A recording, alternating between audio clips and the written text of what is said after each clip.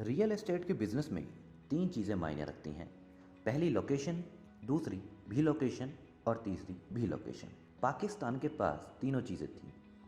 एक ऐसा चौराहा जिससे गुजरना आधी दुनिया की मजबूरी है। जी हाँ, सेंट्रल एशिया के मैदान और समुद्र के बीच सबसे छोटा रास्ता पाकिस्तान है। चीन और तिब्बत के बड़े पूर्वी इलाकों के लिए नज़दीकी रास्ता पाकिस्तान है। भारत और अरब दुनिया यानी आगे यूरोप के बीच पाकिस्तान है। इस्लामिक देशों के बीच सबसे नया उपजा यानी उसके बैगेज से फ्री देश कोई है तो पाकिस्तान है। सूखे रेगिस्तानों से अलग हरा भरा नदियों, पहाड़ों, खनिज से भरा देश पाकिस्तान है। एशिया की सबसे खूबसूरत पहाड़, सबसे पुरानी सभ्यता और बहुरंगी ट्राइबल कल्चर का देश पाकिस्तान है। ना बेहद बड़ा, ना बेहद छोटा देश, ना बड़ी ना छोटी पॉपुलेशन, एक परफेक्ट देश पाकिस्तान है। मगर ठहरिए, परफेक्ट ना ना ना ना ना। भारत के एक विजनरी लीडर ने अपनी जनता से कहा था, धरती, नदी, नाले, पहाड़, लोकेशन, इलाका, सीमाएं, सेनाएं देश नहीं होते, देश है उस पर रहने वाली जनता। तो जनता जनमानस तय करता है कि अपनी लोकेशन, संसाधन, सेना, युवा, बच्चे, महिलाओं और पॉपुलेशन को किस दिशा में लेकर जाना है। उस नेता ने जो धारा रची, भारत विज्ञान, व्यापार और विकास की धारा में गतिमान हुआ। हमारे साथ शुरू करने वाले पाकिस्तान को देखिए। 70 सालों तक खुद को कठमुल्ला राज्य बनाने की जद्दोजहद की जगह उन लोगों ने नजरिया खुला रखा हो तो हम कैसा पाकिस्तान देखते। पर्यटन के स्विट्जरलैंड से कम होती क्या गिलगित, बल्तिस्तान, नीलम वैली, हुंजा जैसे इलाके में पूरी दुनिया के लोग झूम न पड़ते। क्या गदावर व कराची जैसे कई बंदरगाह सेंट्रल एशिया के दसों देश और पूर्वी चीन का विश्व के आयात निर्यात का बिंदु और नोट गिनने की मशीन न बन जाते।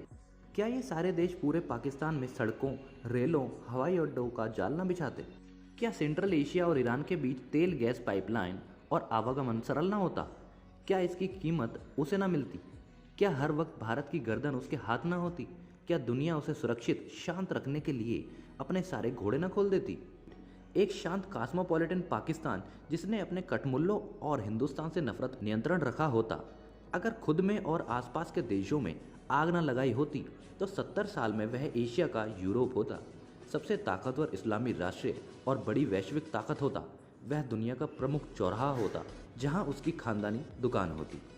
नहीं, मुझे पाकिस्तान की चिंता बिल्कुल भी नहीं है, मुझे हिंदुस्तान की चिंता है। हम दुनिया के सामने जो हैं वह इसलिए हैं क्योंकि हम पाकिस्तान नहीं हुए। हमने शांति, खुलेपन, काम धंधों, दोस्ती, मुस्कान को तरहीज दी। हमने बंदूकों, चाकुओं और कठमुल्लेपन को कभी तरजीह ना दी थी। 7 साल पहले आपको बताया गया कि 70 साल में कुछ नहीं हुआ। आज शायद घटती समृद्धि और बढ़ते पागलपन के बीच एहसास कर सके कि उन 70 सालों में क्या क्या हुआ। कितने सेक्टर्स में हम अग्रिम पंक्ति में थे, कितने सेक्टर्स में फिसल और पिछड़ गए हैं।